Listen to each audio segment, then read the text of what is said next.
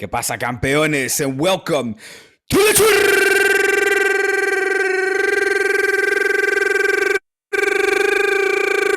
Churros y Tácticas Podcast. As Zoom is asking me if I'm playing music or is it the sweet sound of angels that is coming through the microphone. This is Churros y Tácticas. This is Tuesday, August 3rd. And yes, we are back after what seems like too long of a hiatus with another episode for all of you good dear listeners, loyal listeners that are not listening from us as often as we would have liked. It's been manic, it's been crazy. Last time we were on this podcast, I literally went from A to through Z, from Monday to Friday through my week. I'm not going to do it again, but it's very similar in my case.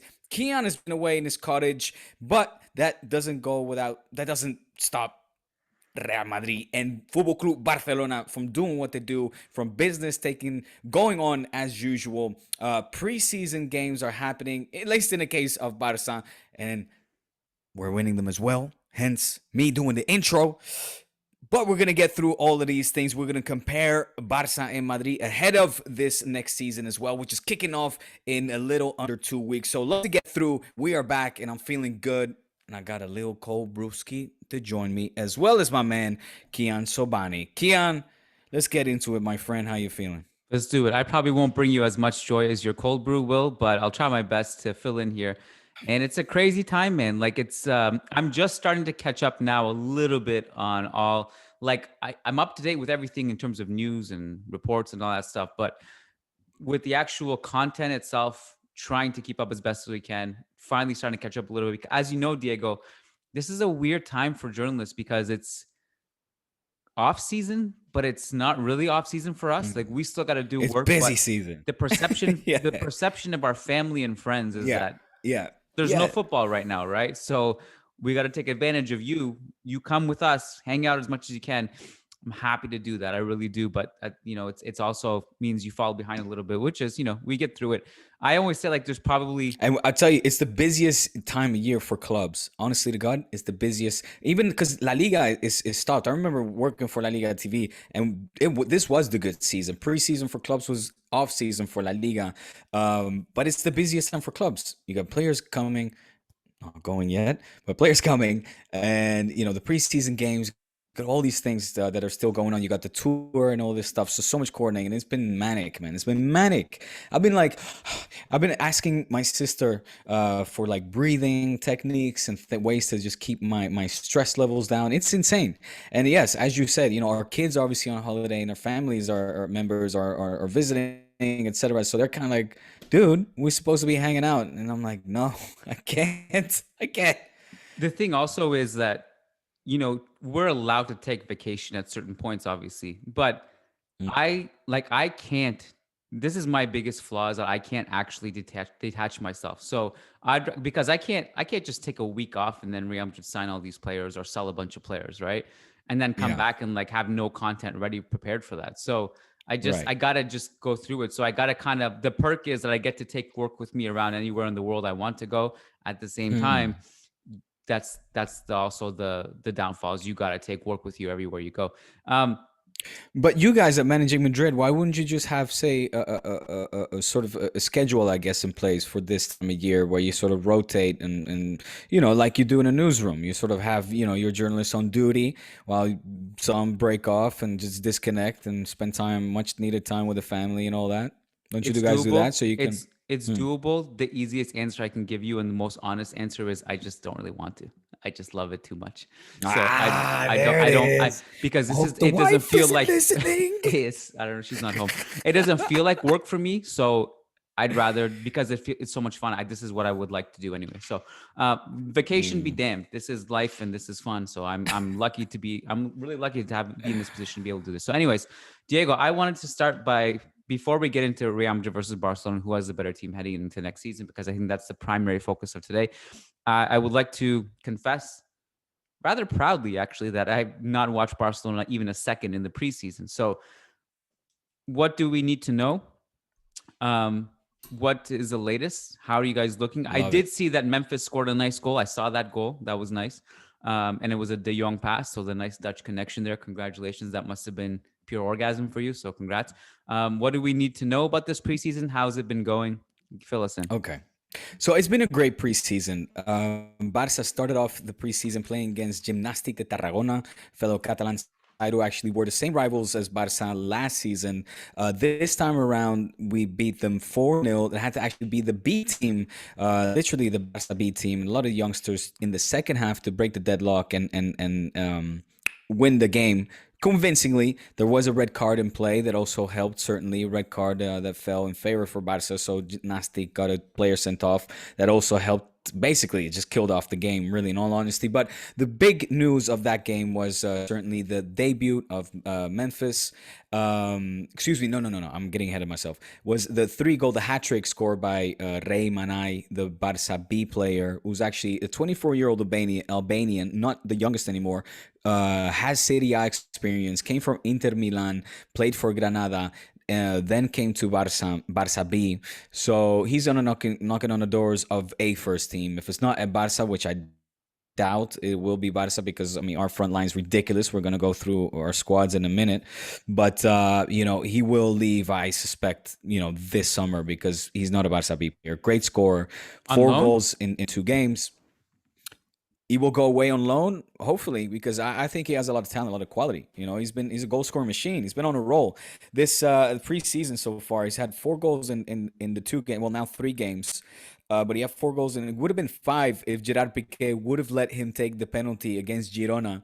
But Gerard Piqué actually stepped in and kindly reminded him of a pecking order, a hierarchy in the Barca locker room, and he took it instead. Rey Manaj did get his goal in that game against Girona as well, which was the second game. So moving over from the first to the second, Barca Girona 3-1 victory. The big news there, the entrance, the debut of Memphis, which came after a Rey Manaj concussion in the first half. Before you talk about Memphis, I just looked up Rey Manaj. Yep. He's 24. Okay. How is he 24 and still playing with Barca B? This is like classic Mariano syndrome. Yesterday or 2 days ago, I think it was yesterday, was Mariano Diaz's birthday. Can you guess how old this kid is? Mariano? I don't know, 28? 29. It's like, dude, how? Like, Martin Odegaard has been around you for 30 more years, and he's like 800 years younger than you. Where have you been? Like, I feel, no, to be quite honest with you, it's more like a pity. I feel bad for him. He shouldn't have been in this position. He should have had a better career by now, because he should have, again, that's Sevilla. We shouldn't have blocked that Sevilla deal. That still haunts me because I care for people and I would just want him to be happy.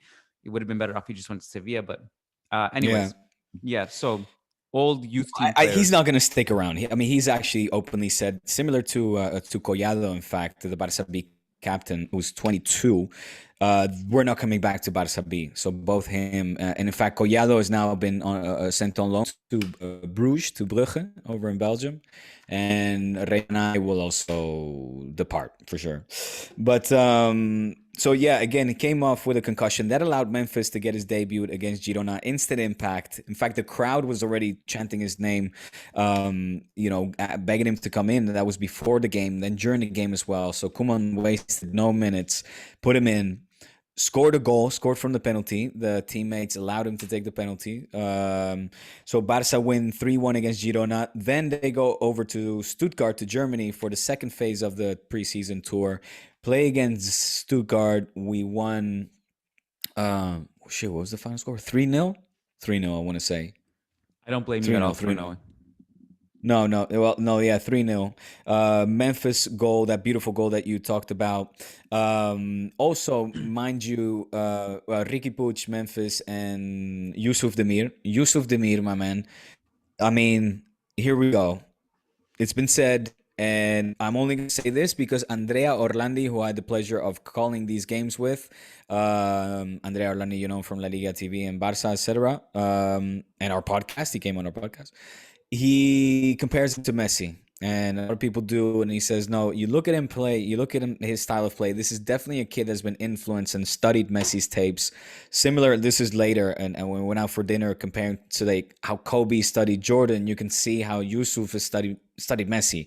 And it's just very, very similar movements, the way he conducts the way he conducts himself. He's more confident than Messi off the pitch. So this kid has a lot of personality. He's Austrian, 18 years of age, comes from Vienna Rapid, and he's on loan to Barca B. But Koeman has been, I mean, this kid has been taking the preseason by storm. Like he should not be with the B team. This is a first team material. Very exciting young player. Very exciting. He's just been getting the ball, been fed the ball, been presenting like very present in looking for the ball and being sought out by his teammates. So keep an eye on him. Yusuf Demir.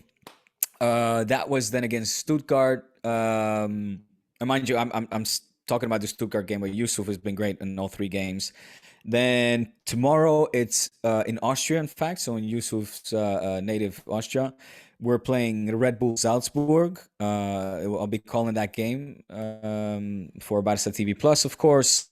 And then finally on August 8th, I have the pleasure to do the Joan Gamper Trophy for Barca Juventus, and that'll conclude the preseason before La Liga starts August 15th against Real Sociedad. Are you going to be doing games for the season as well, or that content is just complete? Yeah, this is going to go. Yeah, we got to talk about that because it sort of affects Churros as well. The recording, we're going to have to be, you know how we wanted to stick to Monday, Friday. We're gonna need to be a little bit flexible. We'll figure out as one of our patrons suggested last week to bring in more guests. So we can we can maybe do subs and stuff. We'll figure it out off air. Okay. So do you feel like that brings us up to speed? Well, just we can talk about. There's so many. At least from what has been going on. Then individually, I mentioned Yusuf, I mentioned Memphis. The team is looking great, Kiyan. I gotta say, this has been an exciting preseason. Normally, preseason games really don't excite me. The intensity is lacking, and it feels that under Koeman that and it was something that we discussed as well on in one of the games, that he's really driving these guys, this team, this squad to activate their chip quickly, and he's intense. Practices are hard. Everybody's repeating or saying how hard the practices are and how intense the games are, but also even like just practice games and things, and you see it on the field. So right now things are going well. Things seem to be gelling well. You've obviously have so many problems behind the scenes with financially, with even it's not even sure if Messi's coming back at the moment. It's not even sure if we can inscribe, or as they say in Spanish, which I think is badly translated, but I've been doing it, for the past 2 weeks, inscribing the players or writing the players in, signing them in, let's say, to be eligible to play in La Liga. Is not sure if that can be done for Messi, for Griezmann, for Kun Agüero, for Memphis, for all of these players, because right now, the way things stand, Barca is suffering from this massive salary cap that, with all the players that have come in, from Eric Garcia, Kun Agüero, Memphis Depay, and now Emerson Royal, who I got to present yesterday, and lovely chap, by the way, and a great again, but 4 players in and still no players out. None of the big ones, at least, these problems are mounting, and it's a lot of work to be done, because La Liga has said they're not going to be more flexible with Barca. The salary cap will have to go down, will have to be decreased, and significantly, for that matter. Otherwise, we're in serious trouble. So things look good, but there's still so much work to be done, and things could go bad in any moment at the same time. But, inshallah, man, we'll see. So here's what I mean, this is interesting, because what we're going to do here is we're kind of going to rank on like who is better between Real Madrid and Barcelona. And I think we can bring Atletico into the mix, and as part of the discussion, naturally, because they deserve that respect, and they may very well be number one. But we'll see. But it's a little bit of gymnastics and prophesizing too, because we're not entirely sure what Barcelona and Real Madrid will look like by the end of this. So it's a little bit of theorizing too, because Barcelona are going to probably have to sell players. Real Madrid are not done. Like, this is the Real Madrid squad, I think, is going to be quite trimmed down by the time the season starts. Even we're going to lose even more depth. And I'm not going to spoil too much with Real Madrid as a starting lineup standpoint, because we're actually on the Managing Madrid podcast tonight. We're going to go through the best Real Madrid 11 possible with the current squad. But I do think that Barca's case is interesting. I'm very curious who makes way here, how they Yeah. juggle the salary cap thing, because look, no matter how we spin this, there's no way Messi's not going to be a Barcelona player at the start of next season. There's like, first of all, La Liga don't want to lose him. They'll be flexible. I know they're not going to, they say they're not going to be flexible, but I think they will be a little bit flexible given the pandemic situation, and or they'll just figure out how to get rid of players. But here's what's interesting is that the Griezmann stuff has died down a little bit, and he's the one, or one of the ones, but in my mind, the one that, like, in terms of generating revenue is kind of was going to be the martyr and all this. So it's cooled down a little bit. So where do you think these changes are going to come from? Is he still going to be the martyr? Is there going to be other players making way? Can they?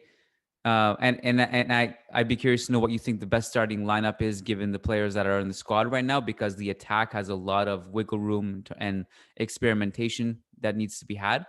So what do you think is the ultimate solution in all this? Like, where does Barca stand by the end of it? Well, the thing with Griezmann, what makes it so complicated is his, say, little flexibility when it comes to teams that he would actually consider offers from. And there's only one, Atlético de Madrid. Why? Because he doesn't want to leave Spain. He's adamant about this. Adamant. Doesn't want the Premier, doesn't want Paris, doesn't want Italy. It only leaves Atletico. And Atletico cannot pay what he's earning. Now, he has agreed to a pay cut. Let me just say real quick, in brackets, a massive. This is the Tuesday edition. I gotta be careful. Something was brought to light to me regarding Grisi that completely changed my opinion. I love this. And I love it. This, I'm getting tingles. I'm getting so excited for this. Griezmann is being treated unfairly by the media and fans alike. And I can't say this. Can't say it. Oh, all right. Then let's we'll do offer. Okay, let me just say this. Friday show, patreon.com/Churros y Tácticas is where the beans are spilled. But continue. Yeah. I'll bring it up on Friday, 100%. Tune in on Friday because it's juicy, it's eye-opening, and like I said, it completely changed my perspective on him. I'm on Team Grisi now. Not that I wasn't before. I mean, I wished the man well. I want him to do well, of course. He's a Barca player. I'm rooting for him. But I was, somewhat critical and saw him as a not necessarily good fit. Which the tactics is one thing, but how? Let's just say, from a certain perspective, my view has completely changed, and he deserves a lot more appreciation, respect from Barca fans, and in the institution. And anyway, moving on. Okay, if and I don't know exactly what you were gonna say, but if it's a scenario where a player, you off fair.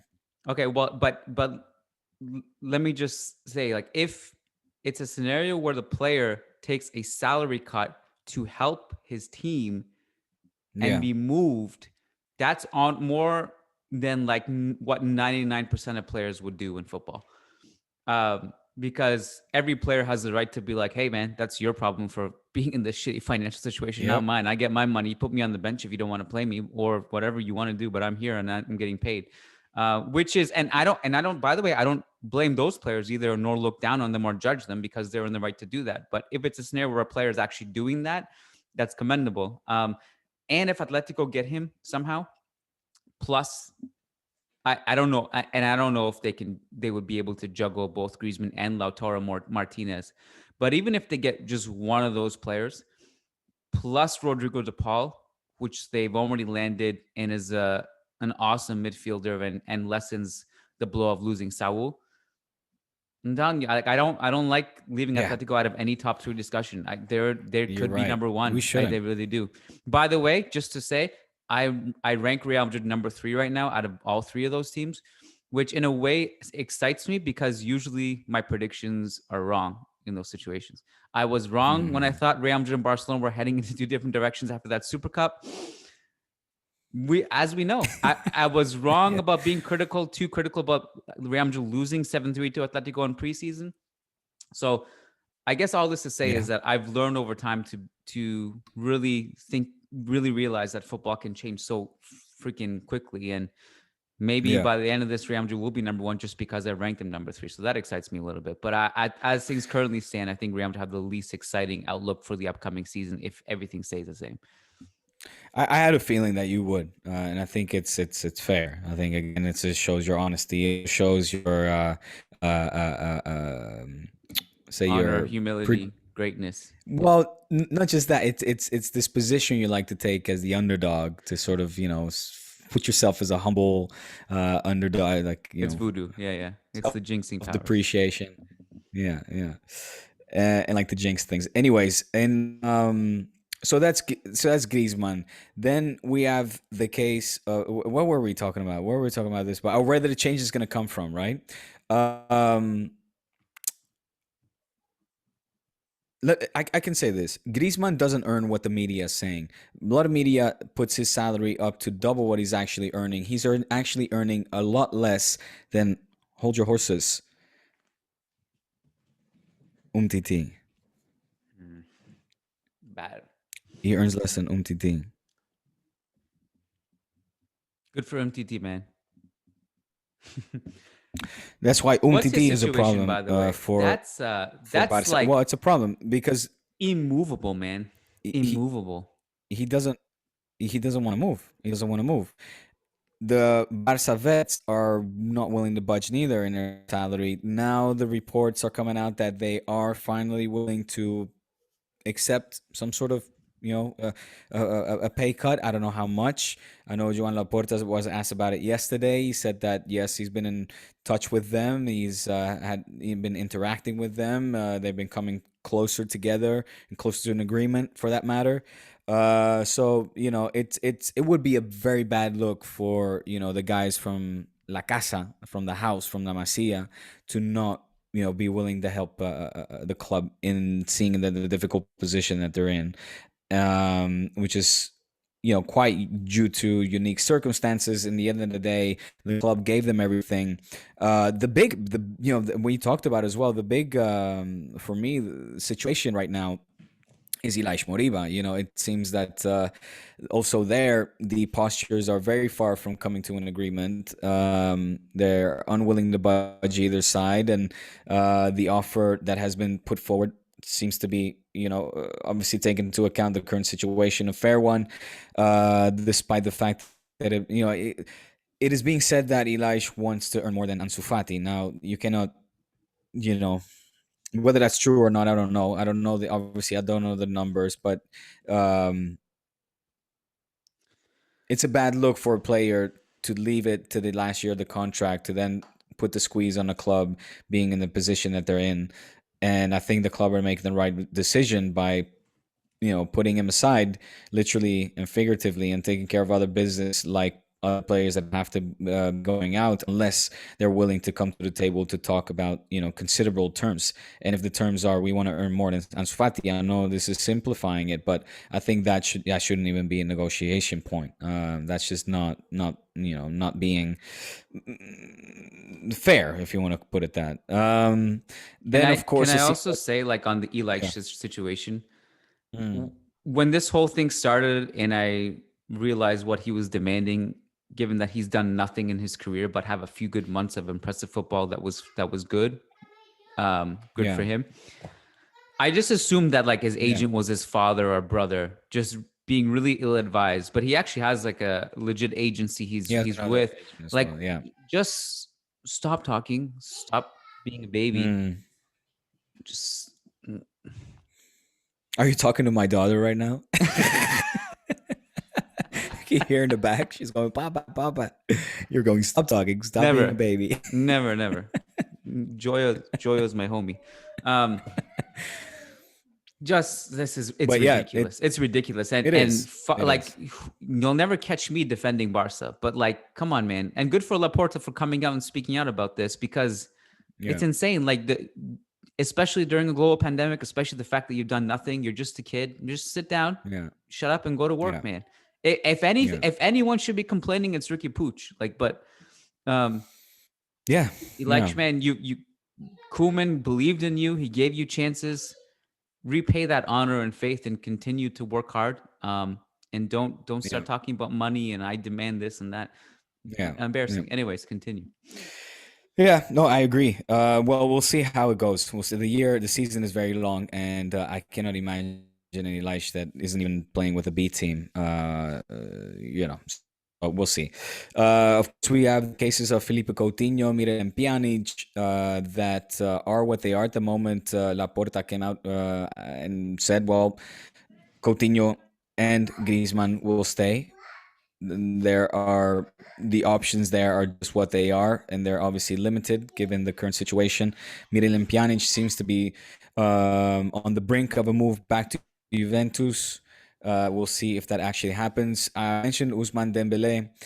The contract renewal seems to be a possibility. Now, today is being reported that Juventus is actually behind him with an offer. Obviously, they want him free, so they're trying to tempt him not to resign the renewal. Right now, he's injured. He will not be back in action until November. That, of course, also plays in Barca's favor, quote unquote, if you want to put it that way, I think. But we'll see. Ansu Fati is out injured. So let me get to, I think, the more interesting part because, I think it's obvious a lot of work still has to be done before this team actually ends up being the final form team of the 2021-22 season. The final roster we'll see how it goes, and you talked about the one for Real Madrid also. Still time to actually come to its conclusion, let's say. But looking at the roster now, are you cool to digress or Yeah, let's do it. Let's do it. we go into the, like, say, best 11 right now, right? Yeah. Because I think the best 11 for Barca right now, seeing as look at this, Transfermarkt has actually listed Leo Messi in top departures. Leo Messi is currently not a Barca player, so Technically speaking, yeah. so technically speaking, so the departures, Trincão's gone, Firpo's gone, Todibo, Aleya. We've had the arrivals of Depay, Emerson, Eddie Garcia, Agüero, and no, Collado is actually, he should be in the gone column. My favorite 11, top 11. Well, Ter Stegen is injured, so we cannot even count on him technically. I'll go with Arnautenas. Arnautenas or Niaki Peña. Right now, both have been impressing me, but I'll go with Arnautenas. For in the goal. starting 11? Yes, I have to. Ter Stegen is injured. Oh. I can't put him in. You said available players, right? Oh, okay. Well, I mean, when he's gonna be back? In like October? Oh yeah. Well, you can count him. I'm not. You don't have to. Okay. We know Ter Stegen's gonna be starting when he comes back, but yeah, continue. Right. Okay. So Ter Stegen, central defenders. I'm gonna pick Araujo, and I'm gonna pick Eddie Garcia over Piqué right now. Why? Because it's not gonna happen. It's not gonna happen, but we will. It will happen for we'll maybe see him start a lot 30, either way. We'll see 30% of the matches together. Yeah. Maybe we'll see Gerard Piqué start 70% of the matches this season, just because his age, injuries, etc. Do you think he's going through a midlife crisis? No. Do you you don't think so? I don't know, man. I just why? Because he shaved his beard. Well, he shaved it and he's posting about it every 2 seconds, and like he's like, "Hey, look at me, guys! New year, new PK, no beard, more aerodynamic. I'm back, baby." We'll see. Good luck to him. And my fullbacks, I'm gonna go with. I'll put him in just because I interviewed his ass yesterday, and it was his presentation. Charming fella, highly ambitious. Don't underestimate this guy's work rate. Emerson Royal, I'm expecting big things from you, my friend. He got a call from Dani Alves, and what impressed me the most. So just to quickly again digress into the interview, he said some very interesting things. One, he said that coming here to Barca is a victory for him, a personal victory, but um, he's incredibly driven, so much so that even in practices he lists in games that he won and lost. This guy hates losing, is my point. He has a list of games that he wins and loses. And when he's on a losing team, he gets in a very bad mood, takes it very serious. His work rate, I think, is underestimated, or at least was unknown to me. He got, in that sense, a special treatment from Manuel Pellegrini. He had very long conversations with him and Chichi from the Brazilian national side on how to improve his game. He said he knows that his weakness is the sometimes the lack of concentration, or like just kind of like he has a short circuit, as he described it. He'll like drop his concentration in defense. I think moving forward, this player is going to benefit the Barca forwards a lot. So I'm excited to see him, and I trust his work rate, the fact that he's a workhorse. So I'm going to put him, and I'm going to put Serginho Dest on each side. Okay. Now I know Emerson's listens as a right back. Therefore, I'm switching Serginho Dest over to the left, a position that he's comfortable in playing as well. Then in the middle, I'm going to go with Frenkie. I'm going to go with Pedri. And I'm going to go with Nico Gonzalez. I'm going to have Nico Gonzalez substitute Sergio Busquets, and I'm going to have Frenkie and Pedri play in front of Nico. Nico Gonzalez, write down the name, one of the players that has blown my mind this preseason so far, besides from what I saw from him with the B team. But I'm telling you now, guaranteed starter for Barca and the Spanish national side in 1 or 2 years' time. Nico Gonzalez is the son of Fran Gonzalez. Fran, the captain of the Super Deport team. He recently renewed his contract with Barca. We have him for 2024, and this kid is knocking on the door of the first team, and he's not going anywhere. Like, he's here to stay. So I'm expecting him to be, promoted to the first team very, very soon. And I'll put him now. Like, he's with the first team now, and the games he's played, he's excellent. Very strong, but much stronger. Maybe tactically, Busquets was a step ahead, or is a step ahead in his prime. But if you rewind the tapes from when Busquets came from the B team, when Pep took him from the B team to play with the first team, when he was, I think Nico is, how old is he? I think he's 18. He was around the same age. Busquets a lot skinnier, a lot more fragile, and this kid he's physically he's very strong, and he's got the same turns and the vision of a Busi. So take down the name in case you haven't already. So sorry, Ricky, you're still on the bench. Then up front, I'm gonna go with, well, again, Ansu Fati's injured. So but if you say I can use him, well, then I'm gonna use Ansu. Messi's not there, so Messi's not a Barca player. I can't take Messi. So then I'm gonna go with Ansu. I'm gonna go with Yusuf. And I'm gonna go with Antoine or Memphis. And of course, me being Dutch, I gotta go with Memphis. Wait, so who were your first two? Messi. Who was the other one? No, not Messi. I can't choose Messi. Messi's not a Barca player. Come on, man. Come on. Just okay, fine. Listen, you think it's it's a done deal? It really isn't. This could be the new story of the century. Anyway, fine. If you let me have Messi, I'll have Ansu, and then I'm gonna put Memphis in. Memphis or Ansu as number 9. I'm gonna go probably. I don't know. They can switch around.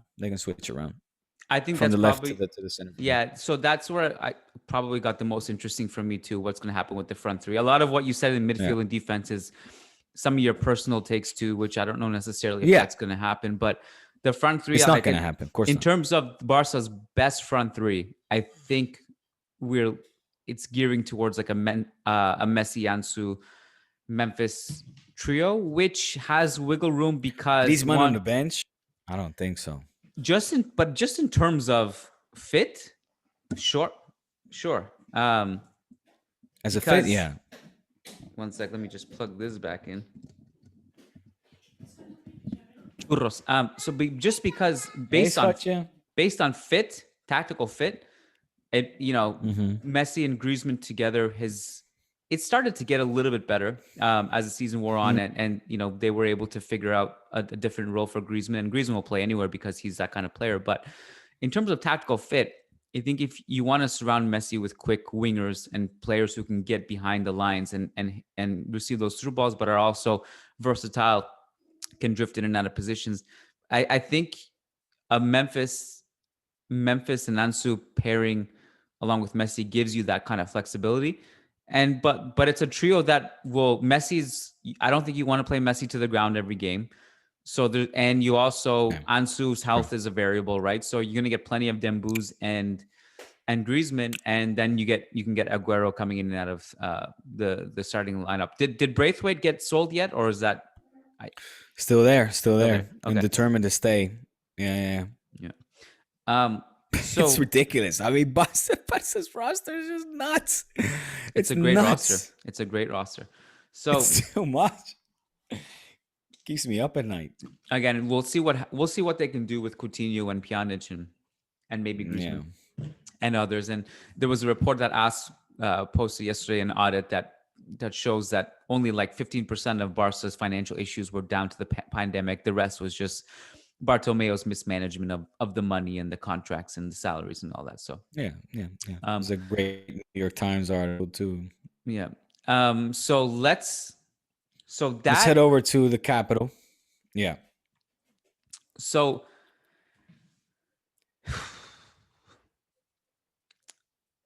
Real Madrid has similar questions, right? We have a lot of depth in certain positions. We also had the blow just before the podcast started, a blow to Toni Kroos injury, which I have to dive a little bit deeper on because I'm not entirely clear. Again, the official statement from the club confirming the injury, and then Kroos tweeted about it, is something that I'd have to learn more about, and I'm sure we'll learn more about tonight when we record our Managing Madrid podcast.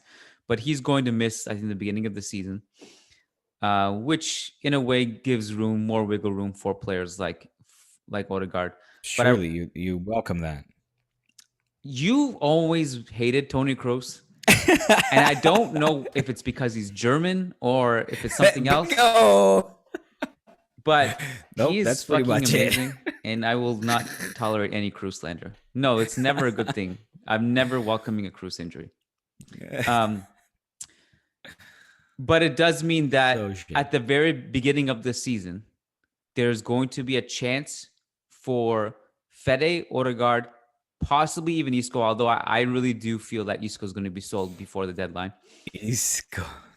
To coming out something from the grave.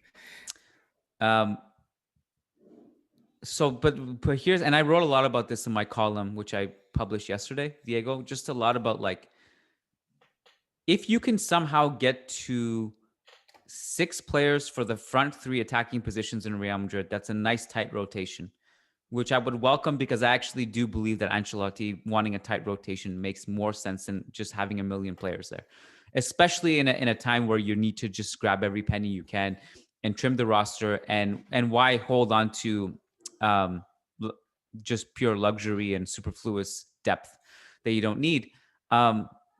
And so right now in the front 3 attacking positions, which I wrote yesterday for Real Madrid, there's about 9 players occupying those spots that you can't keep all 9. It's impossible. And that doesn't even include people like Isco and Odegaard, who I just counted as deeper or more flexible players. It doesn't even include the players who are already going out on loan. It doesn't even include players like Kubo, who won't be here next year. Just 9 players who are there in those front 3 attacking positions that you can't keep. There's no way you can keep. And the midfield doesn't get any more easy. And I'm okay with getting rid of a bunch of players, partly because this generation of Castilla, look, I just listened to you to overhype 800 Barca B players. Part of the reason, was like not even half. Well, part of the reason I'm also okay with Real Madrid trimming it pretty deep is because this is about the best Castilla generation we've had in a long, long time. And I don't know if I want to put a timeline on it, but like, and it's not Quinta del Buitre, but it's certainly not like Soldado Negredo type stuff. We have like between Sergio Arribas, Miguel Gutierrez, Antonio Blanco, Mario Gila. There's a lot of good players in Castilla that if we needed to in a pickle call somebody up, I would trust. I would be okay with having those players play those minutes. And I actually think those players would play bigger minutes now if there wasn't so many contracts in their way. I think those players would actually get chances even sooner than that. And once we get Marcelo off the books, Miguel Gutierrez is going to play a prominent role. So I'm okay with that. And if I had to tell you, Diego, like where I stand on this Real Madrid team right now, assuming we don't get Mbappe or Haaland, assuming more cuts are coming, assuming 2022 will be the big summer year, Diego. That's when the stadium gets unveiled. You start to roll the red carpet for the big signings. You have more money. 2022 is going to be like the 2009 summer. Not to that extent, but there's going to be a couple, I think. I got you. So we just count this upcoming year as a transition year. I think there's room. No transition years in the big clubs. It is what it is. What do you want? It's like it has to be. You can't see, that's bad. And you know why that's bad? Because what I don't get, and I'm sorry to interject real quick, but let me try just to make a quick point. What I don't understand is why Real Madrid would have wasted the careers and their money and the fans' patience of opposing and home fans with the acquisitions of, your Rodrigos, your Take Cubos, your Vinicius, your even Jovic for that matter. Who's another one? Odegaard, for crying out loud. Reinier, what's his face? Brahim Diaz, etc., etc. You can go on and on. Why would you acquire such talented players without actually having a plan? You talk about all these great Barca, Real Madrid Castilla players, which I have to take your word for. Like you, I don't watch Castilla, as in like you with Barca B. So I'll take your word for it. But there's no plan there. I don't feel that there's a plan. Even with all the trials and dramas and tribulations that Barca are going through, I feel that there's some plan and synchronization and togetherness, a cohesion, a collaboration between the Barca B and the first team. At the moment, it seems, at least. I don't get that sense from Real Madrid. I get the complete opposite sense. It's been, give me, let me have it for me. And okay, I'll try to move you guys around as the market goes, as the time goes by and transfer windows go by. And look at, Kubo. Look at what's his name, Brahim Diaz. Look at Odegaard. These guys are great players without teams, or now with teams again, but they're just being moved around without having any consistency, and you're ruining careers like this. There's no continuation, there's no plan, there's no consistent work routine, there's no system that they're getting used to. They're just being moved around, and I find that saddening. I think there's two issues. One is that there's a lot of contracts in the way. So if we didn't have Bale and Hazard, for example, this upcoming season, and part of the reason why the transition year is a tough pill to swallow, because usually transition years entail, Diego, that you can just roll with a bunch of youth players. And if you fail, at least you've given them a shot, you've let them grow and you let them develop a little bit, right? But you can't even really do that this year. Or if you do, you're going to have to bench players like Bale to do so.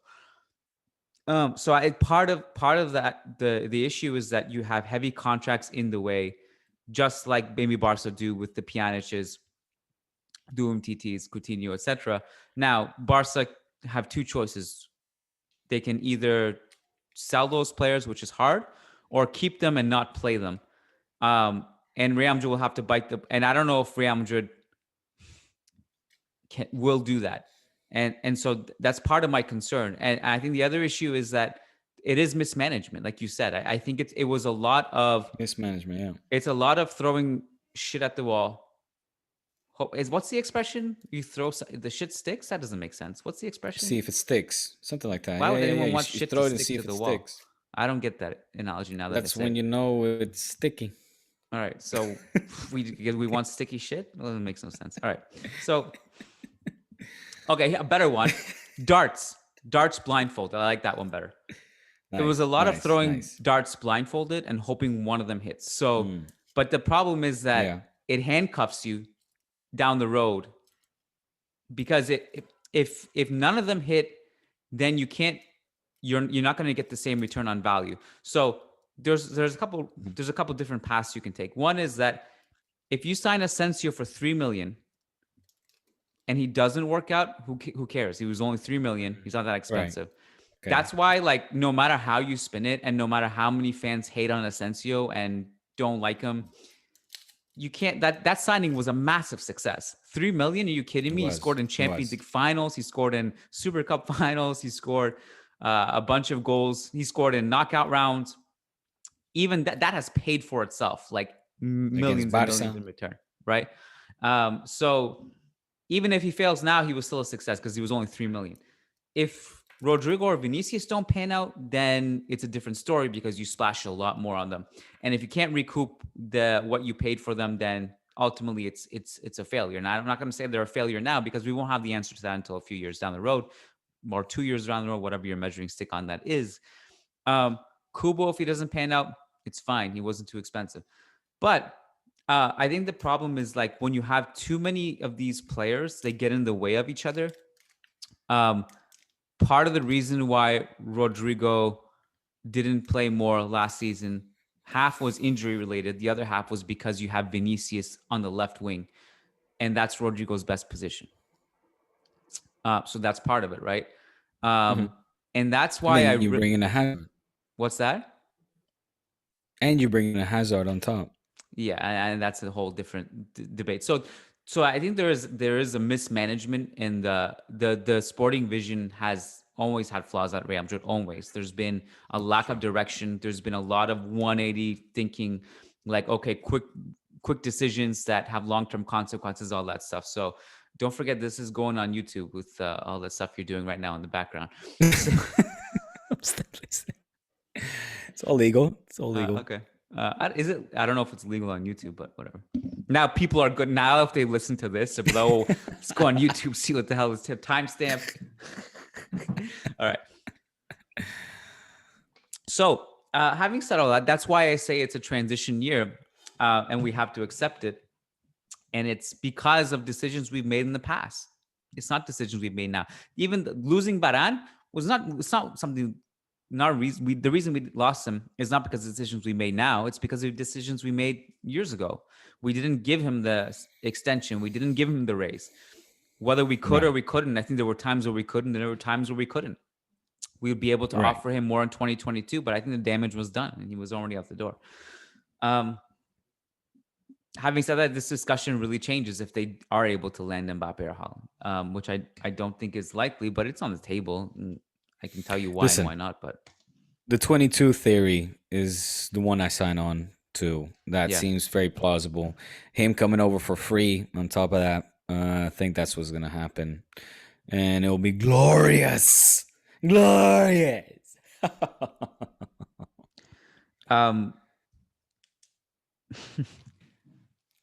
Yeah, that'd be nice. It'd be really fun. Yeah. Do you think... It must be so good to know that, the second best player in the world at the moment just wants to come to your club and there's no ifs, ands, or buts about it. But then he kind of annoys with statements like, my dream is to win the Champions League with PSG. It's like, oh. The only concern I have is that the reliance on him coming for free. I understand why you rely on that, but I just feel like too many people are pretending that things can't change. You know what I mean? Like, you can't change your mind. Next summer, like, if PSG have just ripped everyone apart, they have all these new signings this summer, God forbid they even get Pogba somehow, they're going to be a force, right? And then Real Madrid have a shitty year, which is plausible, or a year where, it's not great relative to what the club expects. And Mbappe can just kind of change his mind on the spot. It's possible. You know what I mean? So, like, it's possible. That's all I'm saying. So, so that's why I would also understand if the club thought they don't want to rely on that and they put everything, just put all their chips on the table, be like, all right, we'll we'll sign him. Maybe we'll even throw Vinicius in the deal if you don't want all the money. You don't care about the money.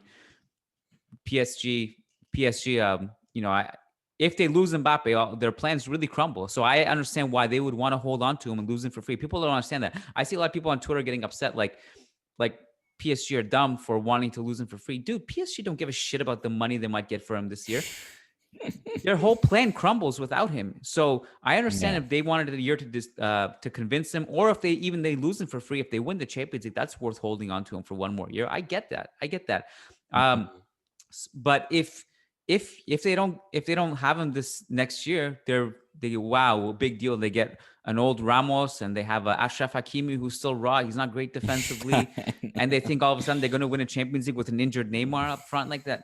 So I get injured and fat. Have you seen his photos? No, Neymar doesn't get fat. No, he can't get fat. Look at it. It reminds me of Ronnie. For that dude to get fat. You need to chain him down and pump like vegetable oil down his throat.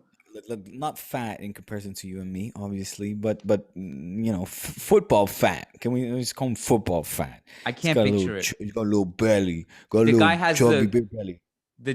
His genes are like, you can't do. Did you see the pictures? No, I didn't. Are you sure it wasn't one of those Instagram lookalikes? There's like that. No. You've seen those guys on Instagram who pretend to be Brazilian footballers and they pass. Yeah. There's Marcelo, and Neymar. they're really good as well. I know they're the one amazing. you're talking about. Yeah. Are you sure it wasn't that? Ronaldinho is like spot on. Yeah, no, it's not that. And in fact, it reminds me of Ronaldinho in like 2008. There's this picture of him walking off the pitch, and he's got a little belly, and it became headline news, and it was sort of the beginning of the decline of Dino and Barca. That's what Neymar looked like in this picture. Anyway. He's, in all fairness, he's on a yacht. He's popping champs and doing what he's doing what footballers do in the summer. So yeah, he's got a little belly sticking it out. If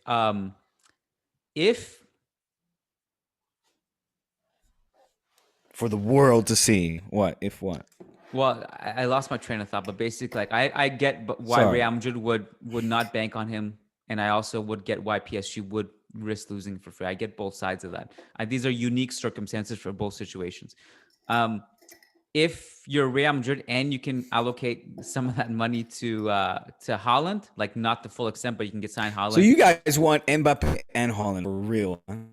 Jeez. What Real Madrid want? We want everything. We want everything, everyone, and under the sun. You're gonna get it. I can't fucking believe. Let's just pray he goes to Chelsea, and that'll be that. At least for 4 or 5 years. You'll get him. It's amazing like how young these players still are. Like even if you think about it, like if Real Madrid miss out on Mbappe, he somehow signs a new deal with PSG. If he comes in 5 years, he's still like 27 by then. Like he's still so young even then. That's what I'm saying. Yeah, exactly. You'll have him in 5 years. Hopefully his knees will be gone. No, I that is not.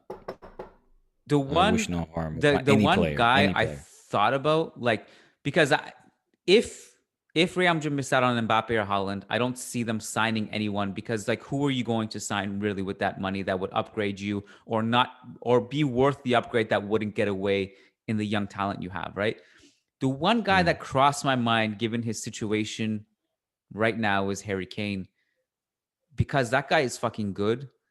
He is a goal scorer. He's a playmaker. Real Madrid needs somebody like that, but I would.